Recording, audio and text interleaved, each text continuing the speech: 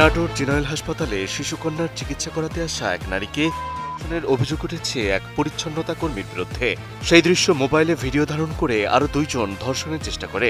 গত 7 জুন রাতে এই ঘটনা ঘটলেও মঙ্গলবার থানায় অভিযোগ দায়ের করার পর পুলিশ 3 জন পরিচ্ছন্ন কর্মীকে গ্রেপ্তার করে। ভুক্তভোগী ওই নারী জানান, গত 5 জুন তার কন্যা শিশু অসুস্থ হলে শিশুকে নিয়ে নাটোর জেনারেল হাসপাতালের শিশু ওয়ার্ডে ভর্তি হন তিনি। এরপর 7 জুন রাতে ওষুধ দেওয়ার কথা বলে ওই নারীকে হাসপাতালের 6 তলার সিঁড়িঘরে নিয়ে যায় পরিচ্ছন্নতা কর্মী অমিত। এরপর তাকে জোরপূর্বক সেখানে করে। এ সময় মোবাইলে ভিডিও ধারণ করে অমিতের 2 সহযোগী সুইপার অনিল এবং প্রাঙ্গণ। এরপর সেই ভিডিও দেখিয়ে ব্ল্যাকমেইল করে ভুক্তভোগীকে আবারও ধর্ষণের চেষ্টা চালায় তারা। আমার বাচ্চাকে সন্ধ্যাবেলা ভর্তি করা হয়েছিলাম। 7 দিন পর রাতে আমার বউকে ওষুধ দেওয়া নাম দিয়ে নিয়ে যেয়ে উপরে 6 তলার উপরে নিয়ে গিয়ে এই খারাপ কাজ অমিত আরও 2 বন্ধু ছিল এগুলো যে করলো, এগুলোর আমরা বিশ্বাস চাই। আর ওরা আমাকে মনে করেন আমি নিচে দোতলায় দাঁড়াচ্ছিলাম, ওরা আমাকে জোর করে ওই চিংড়া আমাকে লিফটে নিচে নিয়ে যায়, আমার হাত ধরে নিয়ে গেছে, ওই 6 তলায় নিয়ে গেছিল। নিয়ে যায় ও আমার সাথে খারাপ ব্যবহার করার চেষ্টা করছিল। পরে ওই 2 চিংড়া গেছে, যায় ভিডিও করছে ওইসব। 32 ইঞ্চি জেভিকো টিভি এখন মাত্র 15,000 টাকায়, সাথে পাচ্ছেন 3 বছরের প্যানেল ওয়ারেন্টি। করার পরে ওই 2 চিংড়া আমাকে হচ্ছে যে হুমকি দিছে যে ওর সাথে যদি আমি বাজে ব্যবহার না করি তাহলে পরে ওরা সবাক দেখাবে ওই ছবি।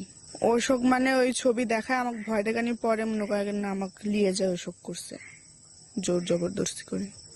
যে আমার সাথে যারা এসব করছে আমি তার ন্যায্য বিচার চাই। রাত 2টার দিকে শিশু ওয়ার্ডের দায়িত্বরত নার্স ও ওয়ার্ড বয় শিশুকে 4 ঘন্টা একা দেখে তার মাকে খোঁজাখুঁজি শুরু করে এবং দায়িত্বরত আনসার সদস্যের সাহায্য চায়। সবাই মিলে খোঁজাখুঁজির এক পর্যায়ে হাসপাতালের 6 তলায় গিয়ে ওই নারীকে উদ্ধার করা হয়। তবে সে সময় ঘটনাস্থল থেকে পালিয়ে যায় পরিচ্ছন্নতা কর্মীরা। চেম্বারে নিয়ে যাওয়ার পরে মেয়ে এবং 3 জন ছেলে তাদেরকে সম্মুখীনভাবে ডাকার পরে আপনার ওই ছেলে স্বীকার করে না। পরবর্তীতে যখন মেয়ে বললো যে তুই আমার প্রতি জবরদস্তি করছিস কিনা সেটা সত্যি কথা বল, তখন সত্যি কথা বললো। বলার পরে বলছে যে 8 জন তোর সঙ্গে ছিল তারা ভিডিও করছে কিনা সেটা বল।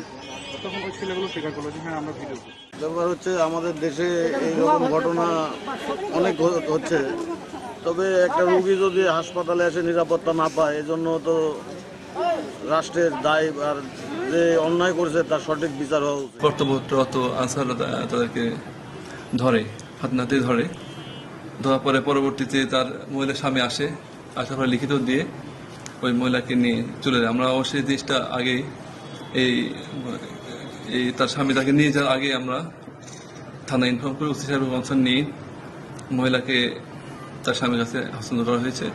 খবর পেয়ে পুলিশ ঘটনাস্থলে গেলেও ওই রাতে সেখানে ভিকটিম বা অভিযুক্তদের কাউকে পাওয়া যায়নি। পরে ভুক্তভোগীর পরিবারের পক্ষ থেকে থানায় অভিযোগ দায়ের করলে পুলিশ অভিযুক্ত 3 জনকে গ্রেপ্তার করে। নাইদা বয়স 18 নামের একজন মহিলা তার অসুস্থ মেয়েকে নিয়ে নাটোর সদর হসপিটালে চিকিৎসা করার জন্য আসে।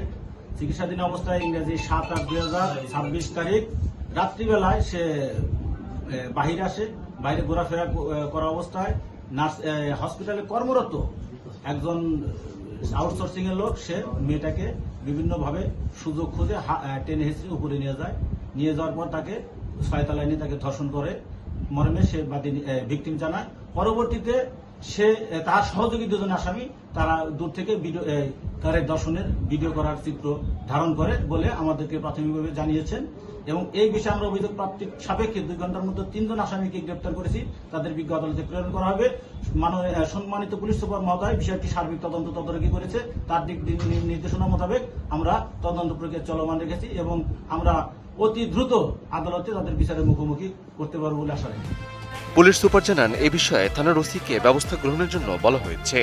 এরকম একটা খবর আমি পেয়েছি এবং ওসিকে নির্দেশ দেওয়া হয়েছে।